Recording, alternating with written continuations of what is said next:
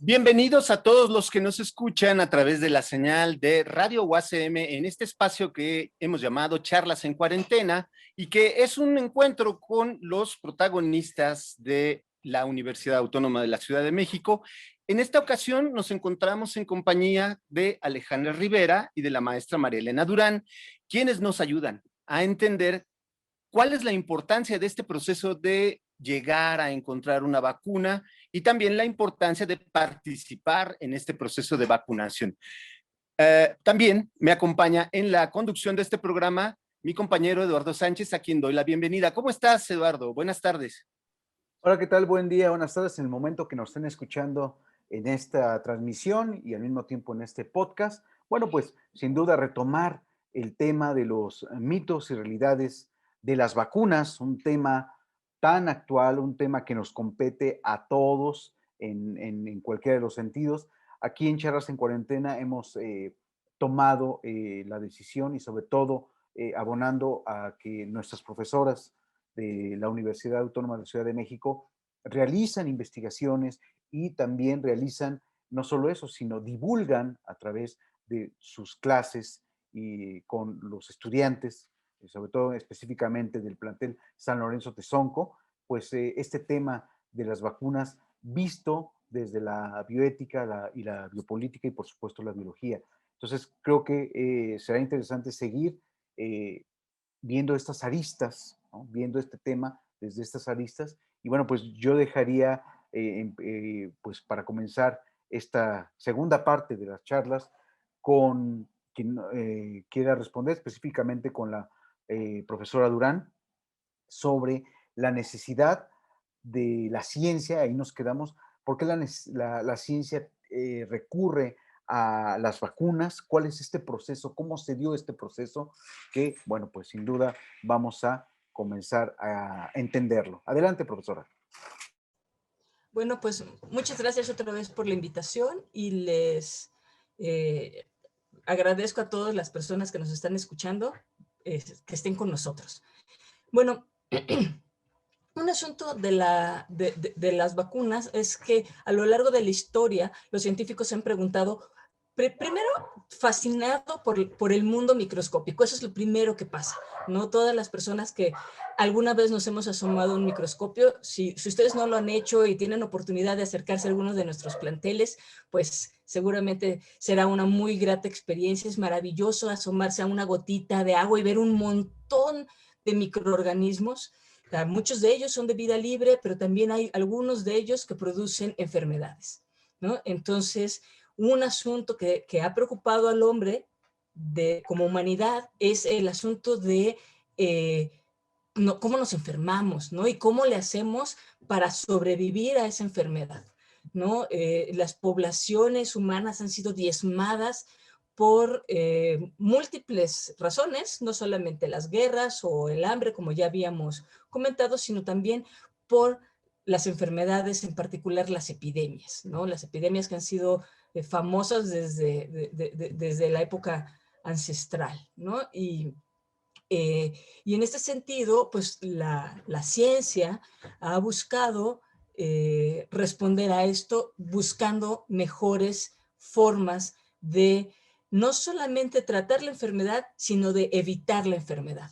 Y de eso se tratan las vacunas. Las vacunas se tratan de buscar elementos seguros que puedan ser, de buscar una forma segura de producir la defensa contra estas enfermedades. Entonces, se estudia y es complicado y por eso no tenemos la producción de todas las vacunas contra todos los bichos que nos enferman y no tenemos la producción de las vacunas en el mismo tiempo. Ahora, sobre todo, que se habla mucho de eso con el tiempo que nos ha tomado producir la vacuna contra el SARS-CoV-2. Una de las cosas que es importante es que pues hay procesos propios de los microorganismos y los procesos en los que cómo se va llevando a cabo este proceso de montaje de la enfermedad, que es lo que le llamamos la fisiopatología de la enfermedad. Entonces, la idea de los científicos es poder dar una vacuna que sea eficiente, que sea potente, que funcione, que sea segura y que sea, y cuando decimos segura es que estamos pensando que no contiene otros bichos, tiene que ser estéril y que es lo más pura posible, de manera que los ingredientes que preocupan mucho en este tema de los mitos de las vacunas, sean en las cantidades más pequeñas posibles. ¿Sale? Y entonces la ciencia ha trabajado mucho, ¿no? En desarrollar toda la tecnología, la biotecnología relacionada con estos procesos de vacunación, de manera que además ya tenemos como muy bien planteados todos los procesos que se deben de llevar a cabo, ¿no? Entonces seguramente ustedes han escuchado hablar de que pues estamos, que es una vacuna que está en la fase 1, que está en la fase 2 y en la fase 3, ¿no? Y estas fases están en relación a cuántas personas se les ha puesto, ¿sale? Y entonces primero se ve que los estudios en animales y en modelos de laboratorio sean seguros y que se cumplan con una serie de requisitos. Y esto es muy importante porque una de las formas en las que hacemos ciencia es que mi trabajo lo revisan otras personas. Entonces, y además, pues como todas estas situaciones son muy importantes, los distintos estados tienen, los países tienen organizaciones específicas que tratan de atender esta situación con los aspectos médicos, ¿no? Por ejemplo, la COFEPRIS para nosotros, que es importante, ¿no? La FDA en Estados Unidos, que son los que dicen esto sí puede pasar hacia el público y esto no. Entonces, ya una vez que pasa a la primera parte, a la primera fase, hay un cierto número de personas que se les pone la vacuna, ¿no? También hay unas personas a las que no se les pone y se va viendo cómo va avanzando, ¿no? Y cada vez se van incluyendo muchas más personas, ¿no? Y entonces podemos saber cuántas personas se protegen de la enfermedad, cuántas personas llegan a tener distintos tipos de efectos secundarios, ¿no? Y qué tipos de efectos secundarios. Claro, el efecto secundario grave es poner a las personas en riesgo y que tengan que ser hospitalizadas por alguna razón, ¿no? Entonces, lo más importante desde el punto de vista científico es lograr que la mayor parte de las personas reciban la vacuna, porque entonces ya no van a la idea es que esa enfermedad ya no afecte a otras personas, ¿sale? Y entonces esto es muy, muy importante y es lo que le llamamos o que se le llama la inmunidad comunitaria o de rebaño, y a mí no me gusta mucho lo de rebaño, la verdad, ¿no? Me gusta más los aspectos comunitarios, la idea comunitaria, ¿no? Porque tiene que ver con el cuidado de otro, ¿no? Y entonces siempre vamos a tener, pues, niños, sobre todo los recién nacidos, que ustedes saben que nuestro programa de vacunación tiene las épocas, o sea, digamos, los tiempos de ciertas vacunas, los refuerzos de ciertas vacunas, y esto tiene que ver con el desarrollo del sistema inmunológico a lo largo del tiempo, pero también las personas adultas necesitamos nuestras vacunas, ¿no? Pero también hay personas, por ejemplo, sabemos que mujeres embarazadas pues no pueden recibir todas las vacunas o que son más sensibles a ciertas enfermedades porque pueden producir malformaciones en los hijos, ¿no? En los fetos, y entonces, bueno, puede ser de grave, muy grave, se puede morir el feto, se puede morir el feto y la mamá, o sea, de esas combinaciones, ¿no? Entonces, y también ahora sabemos, por ejemplo, que las personas que tienen cáncer y que están tomando su quimioterapia o están recibiendo radioterapia, pues entonces esas personas están inmunodeprimidas y no pueden, su sistema inmune no puede responder. Entonces, la idea de que muchas personas estén vacunadas y que no se enfermen es para que todas esas personas que por alguna razón no se pueden vacunar, no se enfermen. ¿Sale? Entonces, por eso me parece que es mucho más importante llamarlo comunitario, ¿no? Y claro, otra vez voy a decir mi biologada, depende de la especie, ¿no? Entonces hay vacunas que con un cierto porcentaje de personas que estén vacunadas, digamos, se alcanza esa inmunidad, y otras, y ante otras enfermedades hay otro cierto porcentaje, o sea, que se necesita otro porcentaje, ¿no? En el caso de la COVID-19 se está hablando de entre un porcentaje de más del 80% de personas que tienen que estar vacunadas, ¿sale? Para empezar a hablar de este proceso de inmunidad comunitaria. Claro que la otra forma de alcanzar inmunidad comunitaria es pues que todos nos expongamos a la enfermedad y nos muramos, ¿no? Bueno, perdón, no que nos muramos, pero pues si pensamos en el ejemplo de la COVID-19 y vemos lo que pasó en Estados Unidos, lo que pasó en Gran Bretaña o en Suecia, pues vemos que pues efectivamente no hay forma de alcanzar un nivel de inmunidad comunitaria sin estar dispuestos a sacrificar muchísimas vidas valiosas de personas. Eso creo que es como lo más importante que tendría yo que decir con respecto a por qué los científicos nos preocupa el tema de las vacunas.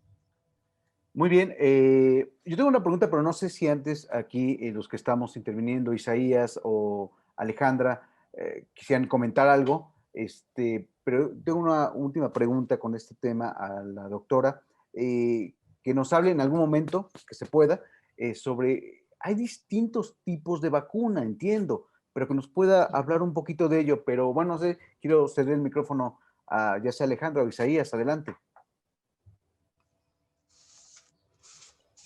No, adelante. Había mencionado brevemente la maestra Marilena Durán el tipo de vacunas que hay y es a partir, como lo ha insistido biólogamente, según la especie, cómo es que llegamos, a qué tipo de vacuna se refiere. Pero dejo la participación a la maestra Alejandra Rivera, por favor.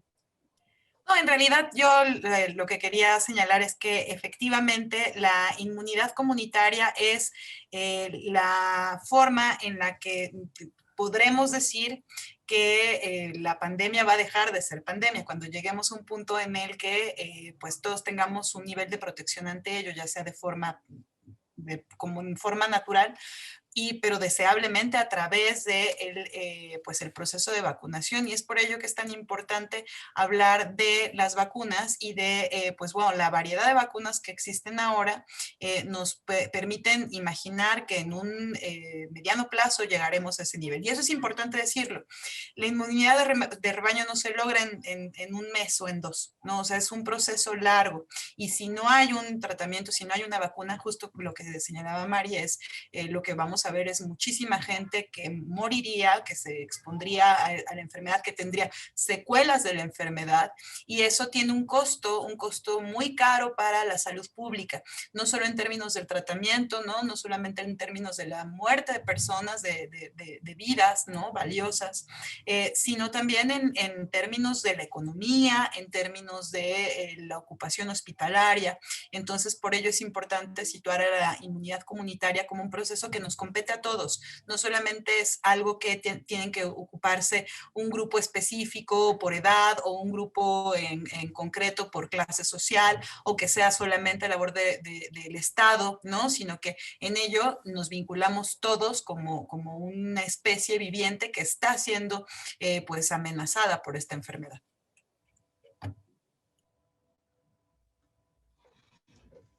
Bueno, con respecto al tema de qué tipos de vacunas hay, básicamente tenemos 4 tipos de vacunas, ¿no? Ya habíamos mencionado la de los virus atenuados, ¿no? Si tenemos un virus que se somete a cierto tratamiento por calor, ante sustancias químicas, ese virus pues va a producir la enfermedad, pero va a producir la enfermedad, digamos, como mucho... digamos, no va a más bien, no produce la enfermedad, sino produce una respuesta inmune, y usualmente son vacunas que producen una buena respuesta inmune, y entonces a veces necesitan uno o dos refuerzos, ¿no? Por ejemplo, pensemos como la rubiola, que necesita sus refuerzos, ¿no? Tenemos otros en donde tenemos el virus inactivado, ¿no? Y pues funciona de una manera muy parecido a cómo funciona estas que tienen los organismos vivos pero atenuados. Otra es, se utilizan toxoides y estos son fracciones de las sustancias que producen los patógenos y que nos producen la enfermedad, ¿no? Y entonces,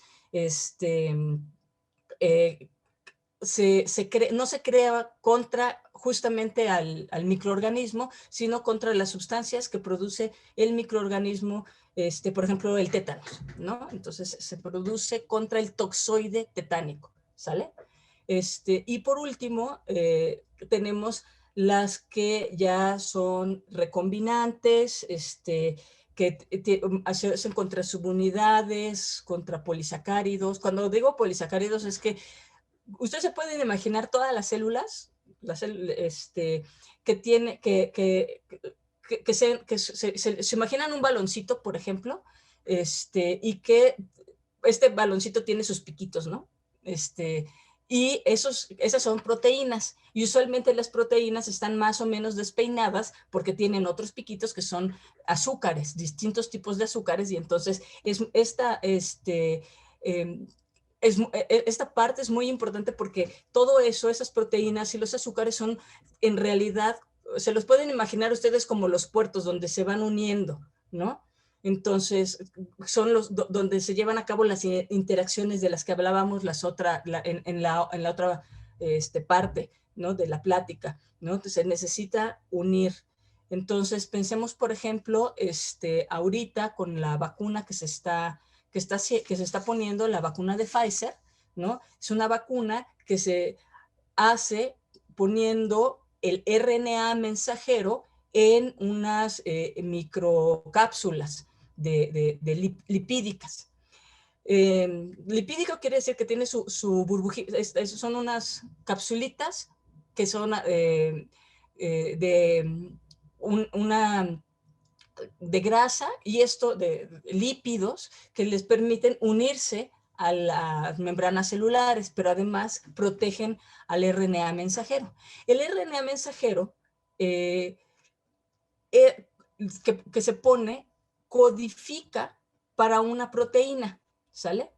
Y esa proteína es la proteína S, que es el spike, ¿no? Que es del SARS-CoV-2, que es justamente la que sirve de anclaje para unirse a las células, y entonces pues se tienen que anclar para poder inyectar su propio material genético. Eso es lo que hacen los virus, ¿sale? Si de repente me salta alguna parte, me dicen, ¿no? Y entonces lo que va a pasar es que entra el RNA mensajero a la célula, ¿sí? El RNA mensajero va a entrar en contacto con los ribosomas y entonces se va a empezar a traducir la proteína. El RNA mensajero dura muy poquito en la célula, ¿no? Cualquier RNA mensajero dura poquito porque tenemos enzimas que se dedican a cortarlo. Y esto es una parte muy importante porque también ese proceso de regulación de cómo producimos proteínas lo tenemos nosotros, ¿no? Entonces, digamos que hay un equilibrio ahí, ¿sale? Y entonces, estas proteínas, pues, salen de la célula. Y en el momento en el que salen de la célula, son detectadas como ajenas al cuerpo. El sistema inmune les reconoce como estas no son nuestras proteínas y entonces activa todo ese sistema del que habíamos hablado antes. Llegan los fagocitos, la incorporan, la empiezan a digerir y una parte la exponen en su membrana, ¿no? Y entonces estimulan a los linfocitos T y a los linfocitos B, y estos linfocitos B en particular lo que van a hacer es producir los anticuerpos. Y entonces ese anticuerpo, cuando llegue otra proteína S, ¿no? Pues se va a unir ahí y entonces ya no va a permitir que se pueda anclar a la célula. Ese es como el funcionamiento. Correcto. Profesora Alejandra, tienes ahí unos datos, bueno, con respecto a este mismo tema, pero creo que es muy interesante hablar también desde este enfoque político-social, ¿no?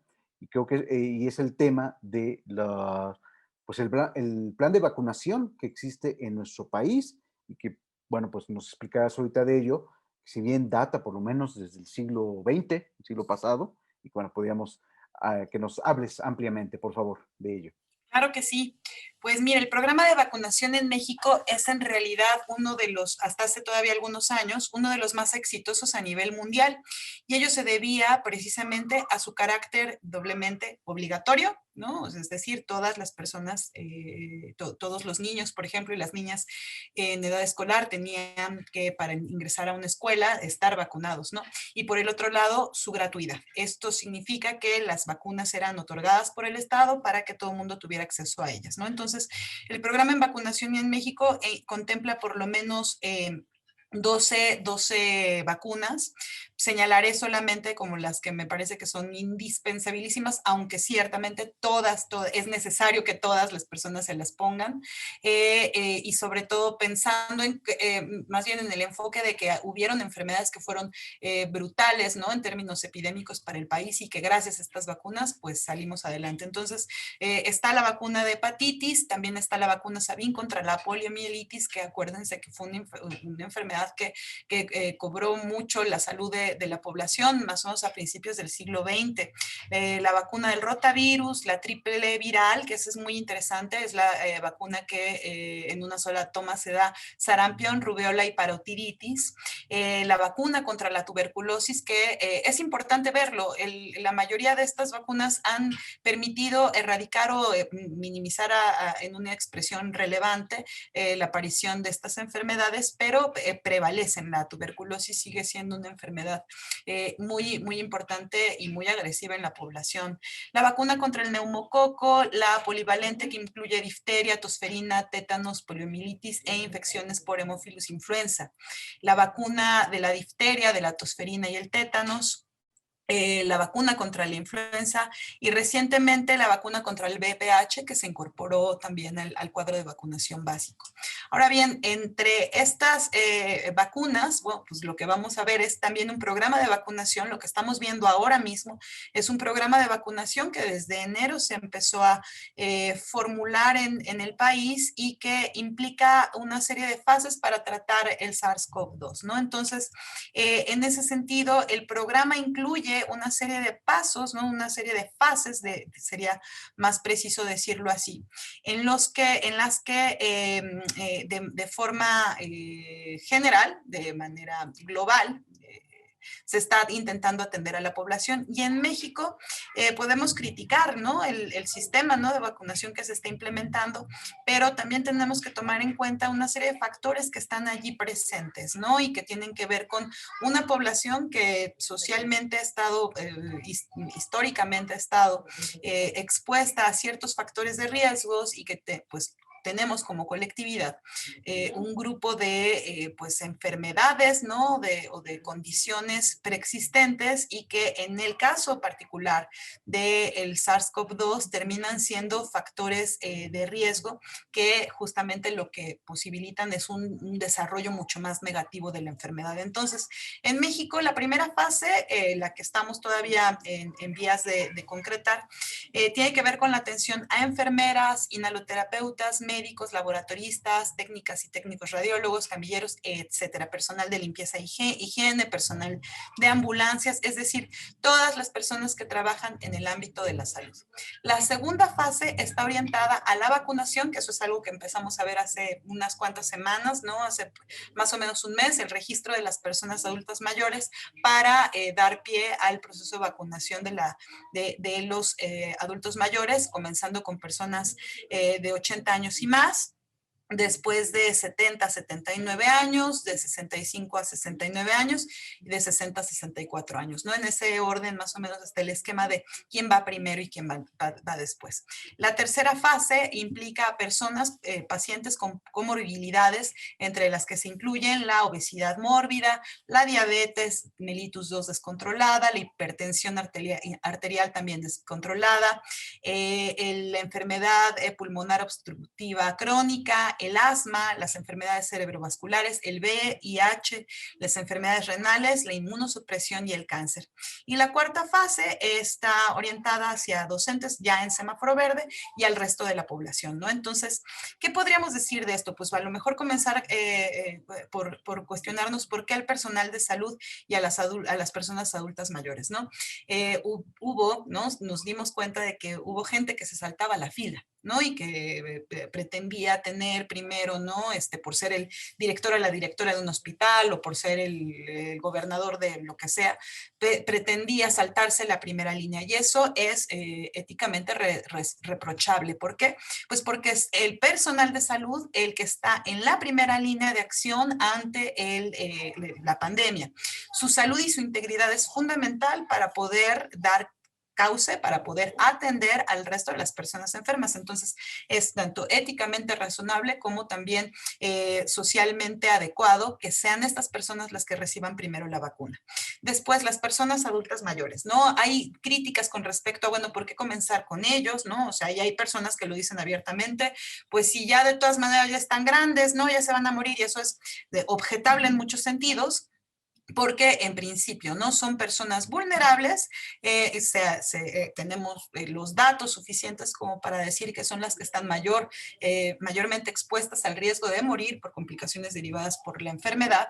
Y por el otro lado, pues bueno, hay países que están a lo mejor empezando con otros esquemas, pero en nuestro contexto, las personas adultas mayores son sumamente vulnerables, ¿no? Sobre todo pensando en que son, no solamente la edad, sino también la condición social y pues las enfermedades preexistentes.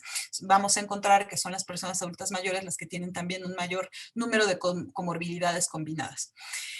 Por el otro lado, sí hay que pensar, ¿no? en las personas que tienen un grado de exposición mayor y que pues tienen enfermedades preexistentes, y en ese sentido, pues bueno, nos interesaría pensar en que estas personas, ¿no? tengan un nivel mínimo de protección, pensando en que pues si se llegan a enfermar y se llegan a complicar, van a terminar en el hospital.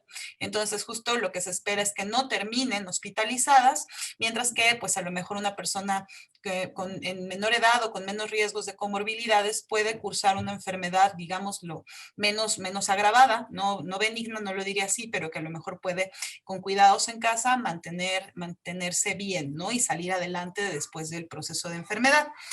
Esto nos coloca, los docentes, ¿no? Esto tiene que ver sobre todo con la reactivación de actividades socialmente necesarias como la educación, ¿no? Entonces, en ese sentido, pues priorizarlas. Hay estados en la República en los que ya se comenzó, ¿no? Se está planteando ya comenzar con la vacunación a personal docente, y pues eso nos hace pensar en, pues bueno, que ya cuando lleguemos a ese punto ya vamos a estar a lo mejor en una fase distinta a la que estamos viviendo ahora mismo. En términos de una pregunta bioética, ¿esto coloca a unos encima de otros? Sería difícil negarlo, ¿no? Sería difícil decir, no, pues es que todos iguales y todos parejos.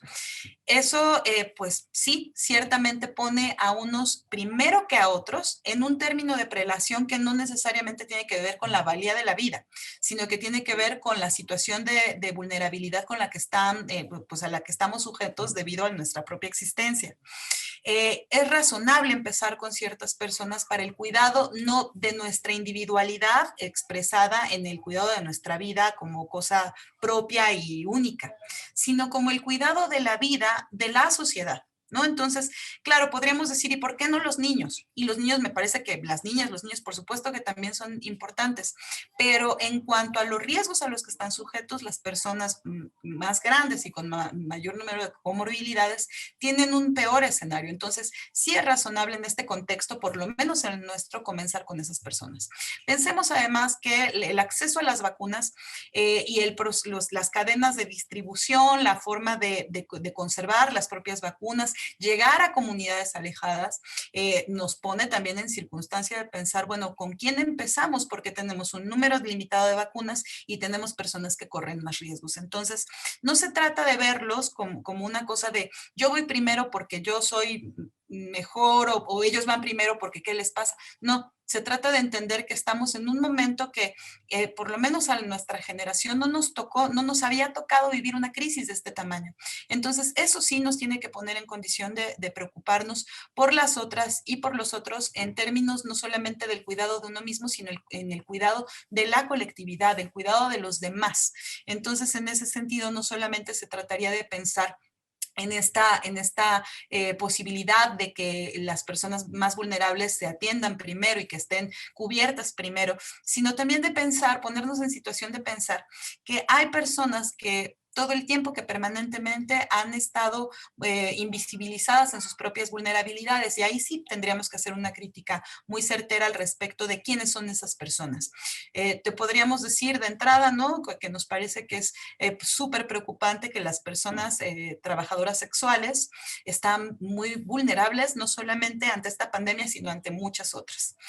Las personas dedicadas al comercio informal, por supuesto que también están, pues bueno, incluso no solamente expuestas en términos de que tienen comorbilidades que les son comunes a su grupo etario o a su condición de estilo de vida, sino también a que están expuestas porque no tienen un salario, no tienen una entrada fija de dinero, tienen que salir a trabajar y eso las expone. Por el otro lado, las personas que trabajan en limpieza, no hay ni siquiera en este momento un dato preciso acerca de cuántas personas que trabajan en limpieza, ¿no? Que trabajan, por ejemplo, en la recolección de basura en la ciudad y que han fallecido o que se han enfermado por esta pandemia. Las personas que laboran en la economía de aplicaciones, eso también es muy importante verlo, ¿no? O sea, la crisis sanitaria sumada a la crisis social y económica en la que estamos francamente atravesando, ha hecho que muchas personas tengan que dedicarse a trabajar en comercios de aplicaciones, es decir, trabajar para Uber, para Didi, para reparto de comida, para Rappi, yo qué sé, ¿no? Todas estas formas de economía que de alguna forma pues hacen que la gente tenga que pagarse por sí mismos sus insumos, trabajar, salir a la calle y pues bueno, estar expuestas para poder llevar dinero a su casa. Y por supuesto las personas en situación de calle. Hay incluso teorías, bueno, la gente está empezando a lanzar teorías de que claro, es que ellos tienen mejor un sistema inmunitario más preparado porque pues están todo el tiempo expuestos, pero esto no es cierto, ¿no? O sea, no tenemos los datos como para señalar, claro, ellos van a sobrevivir porque pues qué bueno que ya se curtieron, ¿no? En la calle, no es así y nos corresponde no solamente en términos bioéticos, sino también biopolíticos, saber muy claramente quiénes son las personas que se están exponiendo hoy en día y cómo ni siquiera las volteamos a ver. Fíjate, es interesante todo esto que estás diciendo porque a mí se me abrieron una serie de preguntas. No sé, Isaías, tú tengas algún comentario, alguna pregunta antes de que yo lance una también. Es que podemos entender la fila, el lugar de la fila que nos corresponde a la vacuna, persigue la inteligencia de poder enfrentar esta pandemia. Y tal parece que son normas que compartimos con otros países, pero la reflexión a la cual nos invita la maestra Alejandra Rivera es muy importante porque hay diversos sectores que no están ubicados dentro de esa fila y que también forman parte de todo este gran ejército que tiene que enfrentar el contagio. Los medios han puesto también en arenga, bueno, en la arena de la discusión, a los inmigrantes que están ubicados en nuestro país y que también tendrán que ser vacunados porque estamos enfrentando a este virus como humanidad, no como territorios o como fronteras. Estamos viendo el caso de Israel, que ha destinado una importante cantidad de vacunas para vacunar a la población palestina. Sabemos que su índice es muy alto, creo que llegaba cerca al 50% de la población vacunada en el territorio israelí, pero sigue siendo un tema de discusión la disposición de estas vacunas para los palestinos.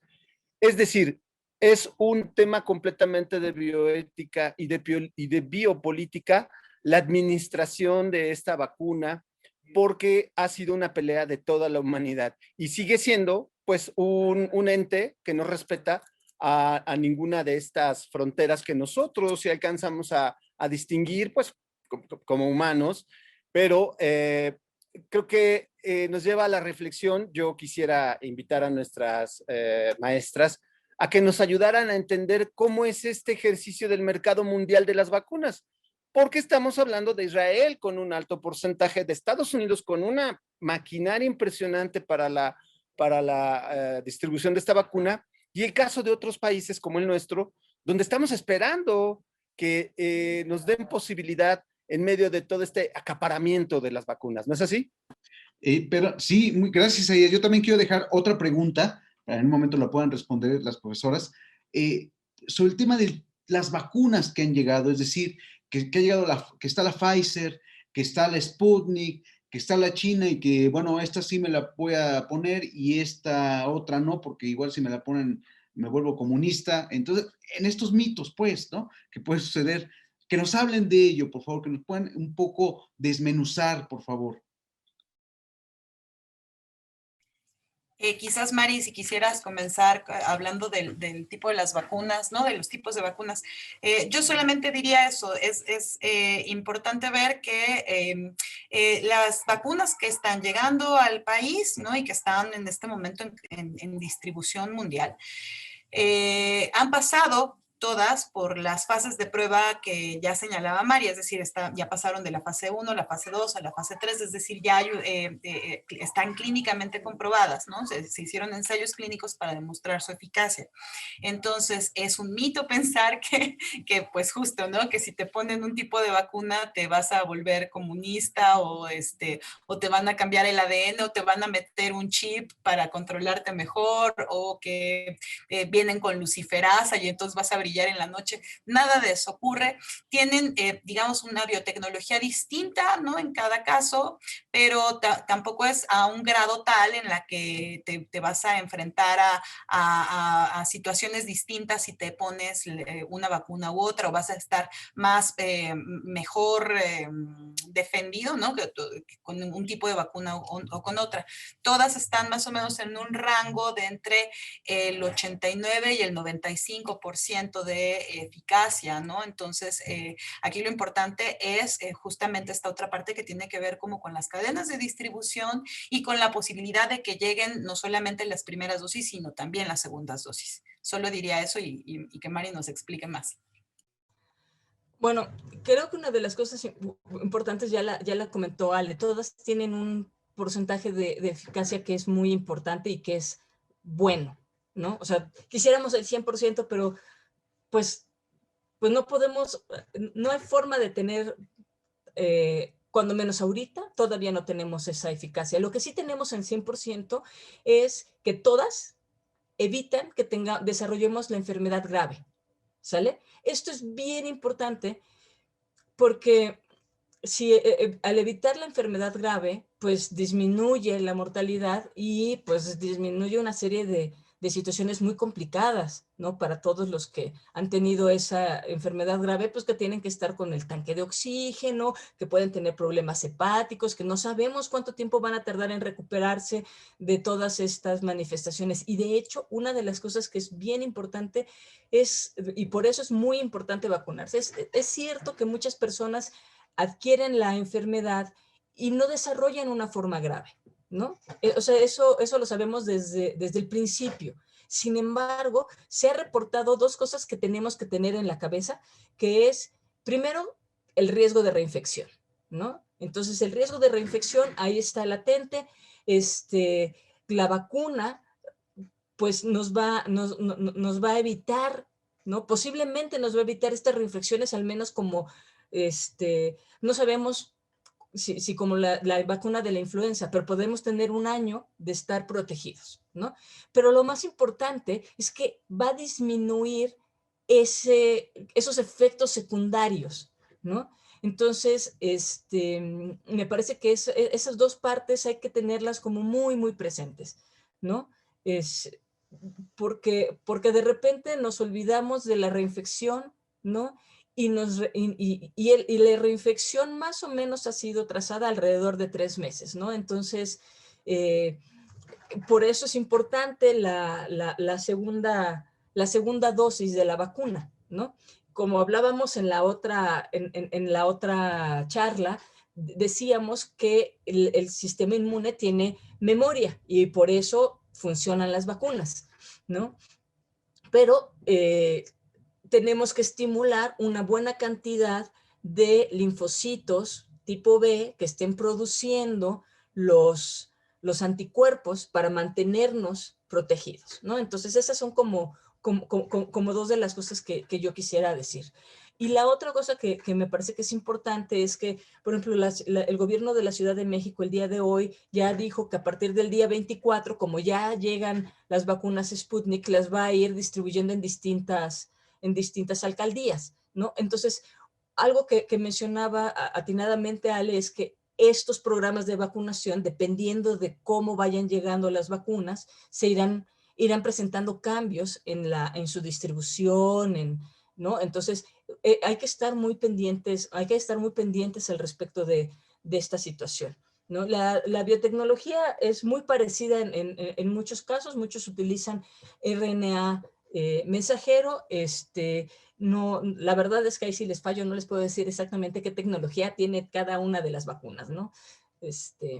Pero digamos que en términos generales, lo más importante es que evitan la enfermedad grave, ¿no? Claro. Alejandra, ¿tienes algo para comentarnos? Sí, con respecto a lo que Isaías estaba planteando y que me parece que es fundamental situar, ¿no? Que tiene que ver con uno de los sectores, ¿no? Uno de los grupos más vulnerables en ese sentido, efectivamente, son los migrantes, las migrantes y los migrantes, incluso dentro de nuestro territorio. Y efectivamente hay una cuestión que los invisibiliza, ¿no? O sea, es decir, no están ni en el primer momento, ni en el segundo momento, ni en el tercer momento, pero están allí, ¿no? Y están en riesgo también.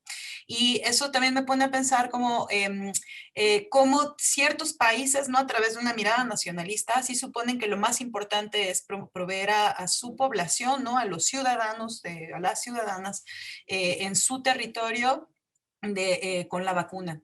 Y pues bueno, eso da lugar de pronto a cuestiones un poco extrañas, ¿no? O sea, no solamente que tienen que ver con el reavivamiento de un Estado, no, de una lógica medio totalitaria, que hay que tenerlo muy presente porque está sucediendo y más nos vale tenerlo muy presente. Pero también ocurre y eso genera también conflicto, que pues bueno, nos dimos cuenta, no hace yo creo que habrá sido hace como un mes, gente, ¿no? Con cierto poder adquisitivo que iba a Estados Unidos a conseguir la vacuna, ¿no? Y entonces, eso digamos que lo hacen además con un afán, ¿no? Por un lado, me parece como de presumir la capacidad que tienen para poder saltarse la fila, ¿no? Y ser como abusivos o abusivas en ese sentido. Y por el otro lado, criticar las estrategias que el propio gobierno está tomando, ¿no? Diciendo, ya ven, ya yo me fui a otro lado y entonces allá sí me la dieron. Y entonces, bueno, ¿qué provocó eso? Pues una multa tremenda, ¿no? O sea, en Estados Unidos se le tocó a una figura más o menos pública de la farándula llegar a presumir eso y pues bueno, estuvo perfectamente mal, ¿no? Porque no es lo mismo migrar, ¿no? Y tener que migrar forzadamente a poder hacer un viaje a Miami o poder hacer un viaje a Nueva York, sacarte fotos, etcétera. Y de paso te vacunas, ¿no?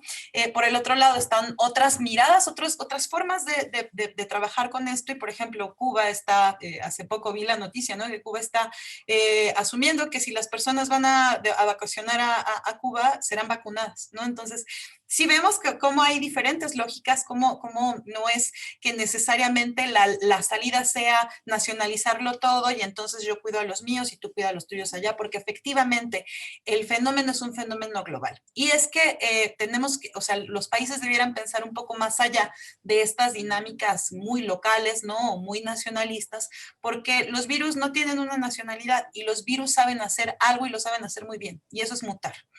Y por propia selección natural, la variación en la expresión genética de los virus se vincula con la mayor exposición a las poblaciones. Entonces, en otros términos, entre más circule la enfermedad, más posibilidades de cambios y de mutaciones, de variaciones en los virus hay.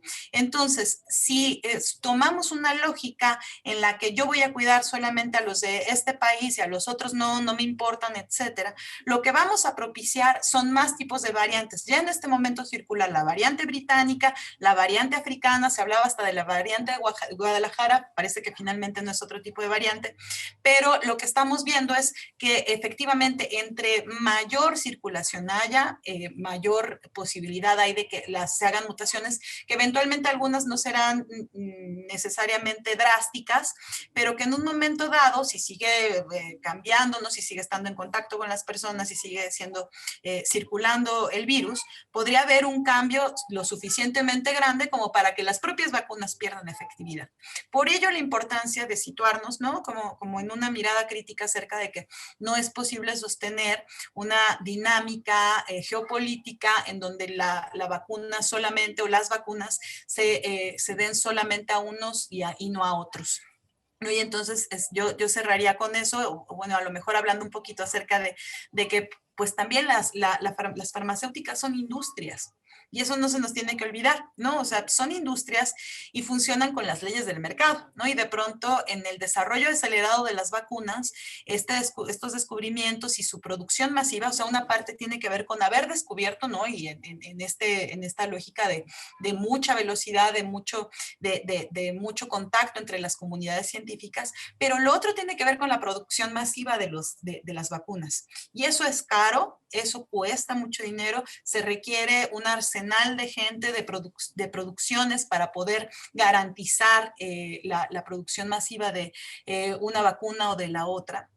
Y entonces, si tomamos las desigualdades, si tomamos en cuenta las desigualdades que hay entre los países desarrollados y los países en vías de desarrollo, los que tienen una base científica hecha para poder desarrollar y producir masivamente la vacuna, y los que tenemos que depender todavía de otros países para poder adquirir nuestras propias dosis, lo que vamos a ver y que ya se está viendo son conflictos geopolíticos importantes, problemas diplomáticos que pues van a tener un derrotero que no me arriesgaría a decir de un tipo o de otro, pero lo que vemos son por lo menos a las potencias que están en este momento produciendo la vacuna, a Estados Unidos, a China, a la India y a Rusia. A la India no como una potencia productora, pero sí como una potencia de manufactura.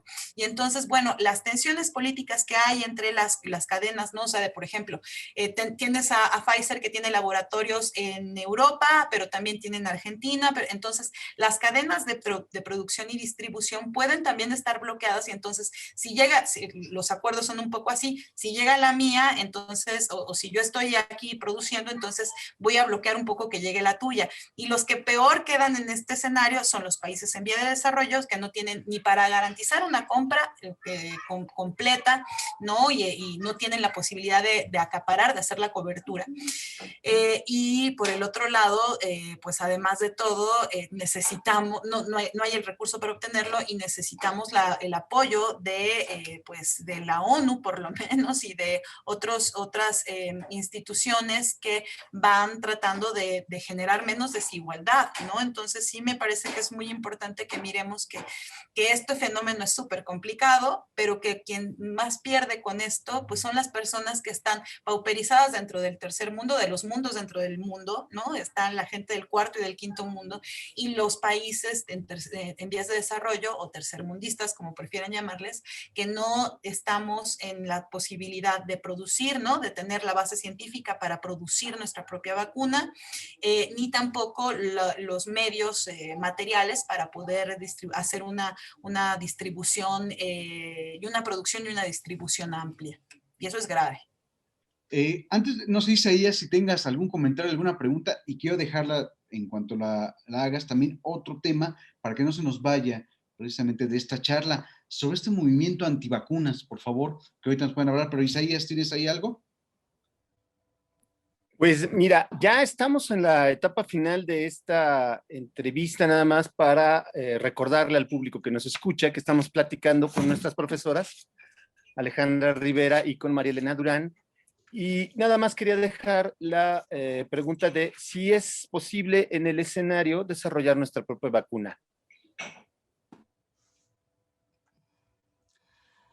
Bueno, primero voy a responder un poco al respecto de lo que comentaba Eduardo, ¿no? El problema con los antivacunas. Justamente una de las cosas que ya había mencionado Ale, es que pues no nos van a cambiar el material genético, ¿no? Esta vacuna y ninguna otra interacciona con nuestro material genético, ¿sale?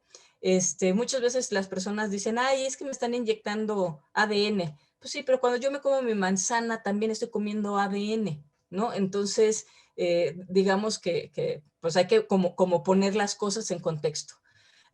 Las sustancias, es que tiene formaldehído. Bueno, pues si me tragué si me comí las manzanas, si me comí hasta mi palito con las semillas, consumí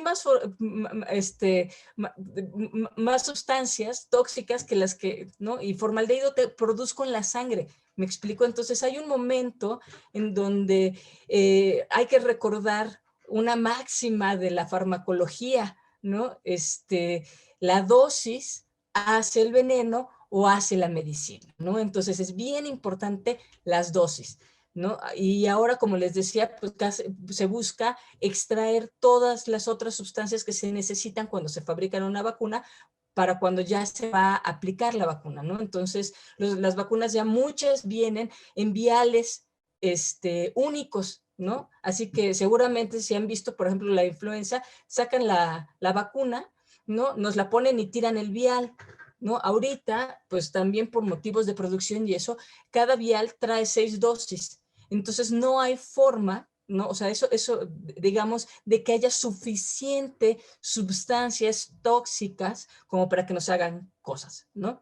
El otro asunto, y es importante, es los efectos secundarios que tienen las vacunas. Cuando se vacuna a una persona, lo que yo estoy diciendo y he insistido a lo largo de la plática es que se estimula el sistema inmune y por lo tanto lo más probable es que veamos o sintamos el sistema inmune trabajando, se nos va a inflamar. Muchas vacunas son en el hombro, cuando somos bebés nos los ponen en los muslos, ¿no? Sentimos que se inflama, incluso te dicen, no, pues si te empieza a subir la fiebre te tomas tu medicina o te pones tu hielito, ¿no? Son cosas que van a pasar, nos podemos sentir un poquito mal, esas son como, en general, la probabilidad de que alguien genere una respuesta grave, pues va entre 1 o 2 personas dentro de millones, ¿no? Entonces eso nos habla también del seguimiento que se hace.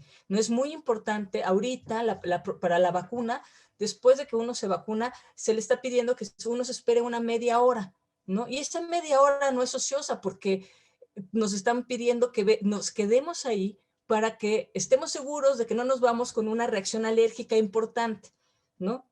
Entonces, las personas alérgicas que han tenido, y no estoy pensando en que pase, por ejemplo, el gato y me dé una alergia y ya después me voy de donde está el gato y ya se me quita, ¿no?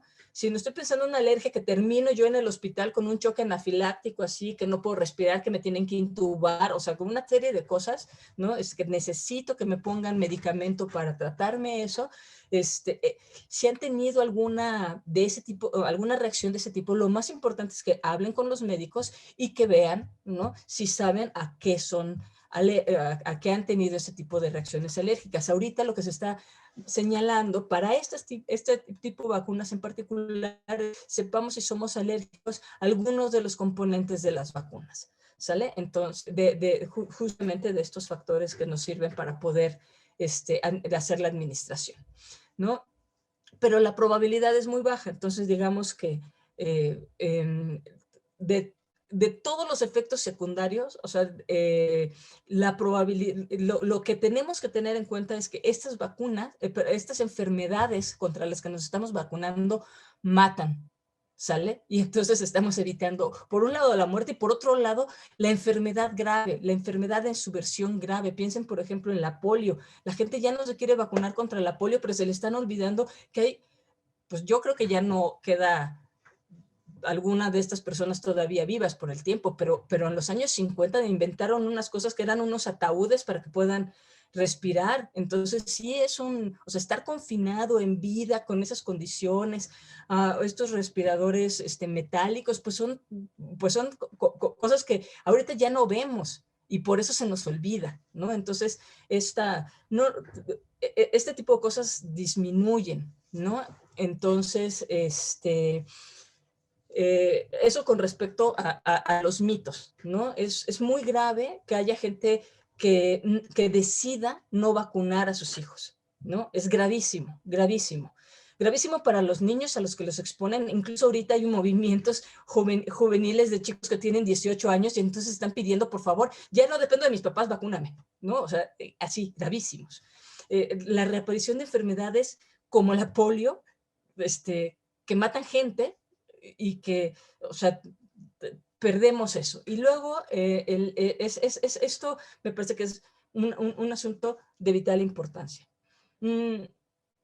Creo que ya estoy pensando en todos estos aspectos de los movimientos antivacunas. Empecemos porque el movimiento antivacunas, muy brevemente, fue promovido por un estudio falso, ¿no? Entonces, ahorita no voy a comentar más de eso, ¿no? Pero, porque me gustaría contestar lo que preguntaba Isaías, ¿no? Si tenemos posibilidades. Bueno, aquí en México hay distintos grupos de investigación que están trabajando en generar vacunas mexicanas, digámoslo así, aunque comparto las observaciones nacionalistas que comentó Ale hace un rato, ¿no? Entonces, claro, no es lo mismo estar en un super laboratorio, en una superindustria de Pfizer que tiene miles de laboratorios, que miles de, bueno, a lo mejor miles, no, pero sí unos buenos cientos de científicos están trabajando en la creación de vacunas, que los grupos de investigación aquí en México, que son más pequeños y que sin embargo están haciendo también un esfuerzo muy importante y que espero que lo logren, ¿no? Porque eso significa, porque además están distribuidos en distintas partes del mundo, de nuestro país, y eso significa que distintas partes del país estarán produciendo y de esa manera favoreciendo la distribución a sus zonas más alejadas y, por supuesto, atendiendo a todas las personas que vivan ahí, que creo que ese es un concepto muy importante, las personas que viven ahí, ¿no? Entonces, Ale, no sé si quieras comentar algo más. Lalo creo que va a hablar. Bueno, es que, bueno, se estaba interrumpiendo un poco, pero estamos llegando a la parte final, pero sí, quiero hacer de esa manera de conclusión. Yo sé que es una pregunta difícil y que es casi la pregunta de los 64,000, pero tiene que ver mucho con lo que la gente común que está en calle, que está padeciendo en todos los sentidos, desde la enfermedad, el confinamiento, se hace esta pregunta, considerando todo lo que hemos hablado en estas dos charlas, desde esos aspectos bioéticos, biopolíticos, científicos. Pero la gente pregunta y está preguntándose, ¿cuándo regresamos a esta normalidad? Y me gustaría saber, todos podemos tener cualquier opinión, pero de ustedes como expertas y desde la ciencia, desde los estudios universitarios, profesionales, ¿qué respuesta podrían dar o qué posibles respuestas pudieran darle a nuestro público para cerrar esta charla, por favor? Antes de llegar a esa pregunta, y solamente para cerrar la cuestión de los antivacunas, quiero comentarles que la OMS, más o menos hacia el 2019, declaró que las dudas y el rechazo a las vacunas son una de las 10 principales amenazas a la salud pública en nuestro tiempo. Es decir, el movimiento no es solamente una cosa de un par de personas que dijeron, ay, bueno, no. Es un movimiento que ha cobrado fuerza y que está muy fundamentado en la desinformación, ¿no? Entonces, este fenómeno en realidad es un fenómeno no del todo nuevo, ¿no? O sea, justo Mari hizo referencia a un falso estudio que vinculaba la vacuna, la triple viral con el desarrollo de un autismo, y ese fue un estudio que se realizó en 1985 por un médico que se llamaba Andrew Wakefield, y fue un estudio que pues fue desmentido, afortunadamente, porque fue un estudio que desde sus orígenes tuvo una serie de implicaciones poco éticas, ¿no? O sea, fue financiado por un grupo de padres antivacunas, ¿no? Y por un bufete jurídico que estaba buscando demandar, ¿no? O tratar de sacar un dinero a través de estas demandas. y que eventualmente pues también dio lugar a cuestionar qué hizo este sujeto, este médico, con los niños con los que trabajó, ¿no? Los expuso innecesariamente a punciones lumbares, a tratamientos muy invasivos para buscar sostener que habían efectos secundarios sobre autismo. Hoy conocemos mejor el autismo, también se han hecho estudios mucho más profundos para verificar qué hallazgos encontró este sujeto. En 2010, The Lancet, la prestigiosa revista médica que publicó en ese entonces su artículo, se retractó formalmente del estudio, pero los efectos de ello pues se dejan sentir aún a la fecha. Y en realidad el movimiento antivacunas no es solamente del siglo XX, desde Jenner había gente que se oponía, ¿no?, a que los niños se vacunaran, a que las niñas se vacunaran. ¿Por qué? Pues por creencias, ¿no?, de pronto sin fundamento, por creencias, estereotipos, ¿no?, de ideas de lo humano, creencias religiosas, ¿no?, de como tipo, ¿cómo crees que la suciedad de un animal va a estar en contacto con el cuerpo que es sagrado, ¿no? Entonces, y esa era la postura de los clérigos de la época en Inglaterra, ¿no? Entonces, este movimiento, siempre ha habido gente que dice, bueno, mi libertad individual a cuidarme o a morirme de lo que yo quiera, ¿no? Entonces yo no voy a vacunarme por eso, pero de lo que estamos hablando no es solamente de una decisión individual, sino de algo que tiene efectos sobre la salud del colectivo. Entonces, bueno, yo cerraría con eso, esta idea, y pasaría a lo que preguntaba Lalo. ¿Cuándo regresamos a la normalidad? Pues bueno, es que yo creo que un año después, ¿no?, de haber sido confinados, ¿no?, de que llegó a nuestro país, ¿no?, o sea, más de un año de que el virus se sabe, se conoce que ha estado circulando, probablemente empezó a circular desde antes, eso es importante saberlo.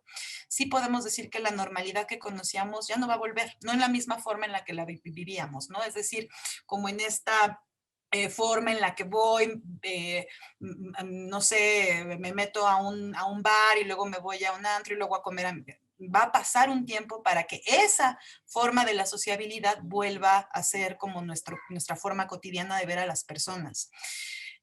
Fundamentalmente, los cálculos más conservadores al respecto de cuándo podríamos poder realizar nuestras actividades como las veníamos realizando antes del confinamiento, hablan de proyecciones hasta 2022, ¿no? O sea que hasta muy probablemente hasta el 2022 tengamos oportunidad de rehacer esta forma de sociabilidad que teníamos, ¿no? Es importante saberlo. Ahora más que nunca tenemos conciencia de cómo, ¿no?, nuestro contexto está siendo alterado, ¿no? Y eso es como otra parte importante. No solamente necesitamos salir de esta pandemia, ¿no? Por el otro lado, tenemos que pensar que estamos expuestos a muchas otras formas de zoonosis, por lo menos, por la manera en la que nos vinculamos hoy en día con la naturaleza. Y no solamente me refiero a que vivamos con perros, gatos y ratas y cucarachas, sino me refiero a que estamos invadiendo el hábitat de otras especies, y eso tiene costos, ¿no? Tiene costos. Incluso de pronto, no me quiero poner catastrofista, pero si pensamos, ¿no?, que el permafrost se está derritiendo por el cambio climático y están liberándose virus y bacterias que nadie en este planeta conocía, ¿no? Va a ser, o sea, sí, una cosa que tenemos que pensar. Ojalá no volvamos a esa vieja realidad, porque la verdad es que era causa en muchos sentidos de lo que hoy estamos viviendo. Profesora Durán. Sí, yo creo que hay algunas cosas que deberíamos de rescatar, sobre todo las personas que vivimos aquí en la Ciudad de México, que todo el tiempo conocemos que tenemos alergias, reacciones de hipersensibilidad y molestias respiratorias. Es decir, el uso del cubreboca, ¿no? Sería, pues, muy bueno que incluyéramos ya el uso de cubrebocas cada vez que empezamos a sentir algún malestar respiratorio, pues, ¿no? No lo hacemos, se nos hace muy fácil, ¿no?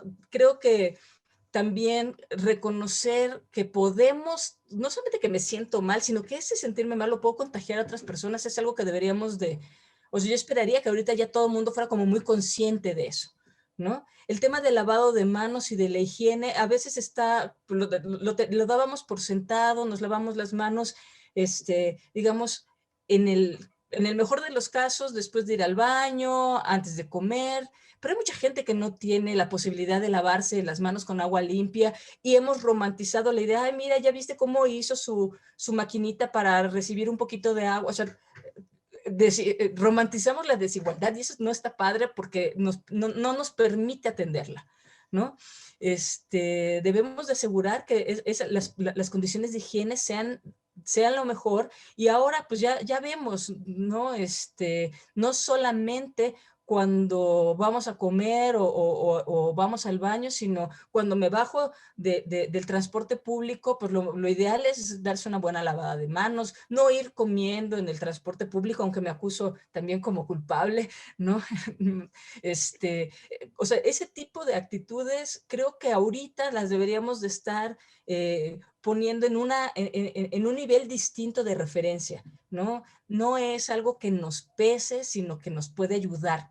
Nos puede ayudar a enfrentarnos a quién sabe cuánto bicho que estamos presionando el hecho de explotar otras especies que le llamamos silvestres, incluso la forma en la que explotamos a nuestras especies domésticas o sea, para la producción de alimento, genera condiciones en donde aparecen distintos organismos. Ya decíamos que una de las características de la evolución es que hay mutaciones y eso genera nuevas expresiones de vida y de virus, ¿no? Bueno, los virus no son entes vivos, ¿no?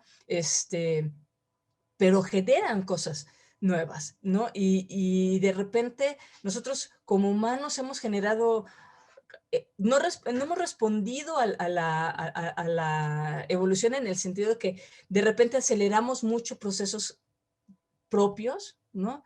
Y estamos dando para atrás, por ejemplo, esto del permafrost, o sea, un montón de cosas y nos podemos, entonces, exponer a otras situaciones. Entonces, a mí me parece que es muy importante que pensemos que el uso del cubrebocas, que el lavado de manos, incluso la distancia, el tema es que nosotros los mexicanos somos mueganitos, ¿no? No nos imaginamos la vida si no estamos abrazados con la familia, con los amigos, y sí son cosas que necesitamos cambiar, ¿no? Entonces, pues yo creo, yo no soy muy optimista todavía en cuanto a cuándo volveremos, incluso el semáforo verde, porque pues ahorita estamos en naranja con tonos subidos, ¿no? Entonces, un naranja ruborizado. Pero pues ya se empiezan a ver intentos de regresar a la reactivación de ciertas actividades. Y creo que ahí es muy importante la mirada de las personas que estén balanceando entre los beneficios económicos, porque ciertamente hay una necesidad económica, hay una necesidad social. Los humanos somos sociales y digo, nosotros lo podemos llevar al extremo, pues, ¿no? Pero los humanos somos animales sociales y necesitamos el contacto y con otros. Y entonces el tema de la pantalla no satisface todas nuestras necesidades emocionales y eso lo tenemos que tener también en consideración. Entonces, eso hace que sea muy complicado como poder dar la pauta. Cuando empezó esta condición, pues no nos imaginábamos que íbamos a estar casi a un año de empezar nuestro resguardo domiciliario. No pensábamos que íbamos a estar todo el año, pues, ¿no? Y ahorita estamos viendo como que va a llegar y tenemos que ser muy prudentes, pero sobre todo seguir manteniendo estas condiciones que han sido las recomendaciones para romper las cadenas de contagios. Eso lo tenemos que hacer y lo vamos a seguir haciendo aun cuando ya nos hayan puesto la vacuna, ¿no? Entonces, y en ese sentido, bueno, la vacuna no es experimental, ¿no? Sí quisiera que quedara claro eso. Esta vacuna que nos están poniendo, todas las vacunas que ahorita a las que podemos tener acceso, no son experimentales, pero hay todavía cosas que no sabemos, como cuánto tiempo va a tardar si recibimos el bicho. El hecho que no se pueda pegar a nuestras células no quiere decir que a lo mejor todavía lo podamos contagiar, ¿sale? Entonces, son cosas que todavía no sabemos, entonces, por eso la insistencia de las autoridades en que, pues, aún vacunados, sigamos con estas medidas sanitarias de las que se ha insistido, ¿no? Isaías. Pues agradecemos la participación de nuestras académicas Alejandra Rivera y María Elena Durán en este programa Charlas en Cuarentena, que ha tenido 2 entregas. Ustedes van a poder escuchar ambas a través de nuestro sistema de podcast en la página de iVoox.